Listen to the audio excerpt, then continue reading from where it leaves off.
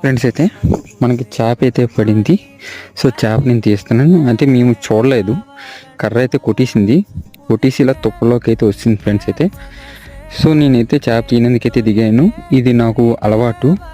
So so మీరు పట్టేటప్పుడు కూడా మీరు చాలా జాగ్రత్తలు అయితే వహించండి. నేను దిగాను కదని చెప్పి మీరు తెగొద్దు. ఇవన్నీ నాకు ముందుగానే చేశాను కాబట్టి ఇది నాకు తెలిసి మాట. చేప అక్కడ ఉన్న స్పాట్ ఎలాగుంటుంది, ఏ విధంగా ఉంటుంది అనేది. సో నేను దిగినట్టు మీరు ఎవరో దిగి ప్రయత్నం మాత్రం చేయకండి.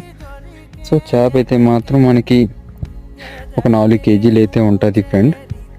ఇది మనకి ఫుల్ చేప కూడా శనతో కూడా ఉంది చేప. అలాగే ఇది లైవ్ చేప మాట. సో ఇది వచ్చి నీ శారదా రివర్లో అయితే నేను పట్టడం అయితే జరిగింది ఫ్రెండ్స్ అయితే. సో మీలో ఎంతమందికి ఇంట్రెస్ట్, సో నాకైతే కామెంట్ చేయండి. సో ఇంత కష్టపడి ఇంత మంచి మంచి చేపలు పడుతున్నందుకు నా ఛానల్ని లైక్, సబ్స్క్రైబ్ అయితే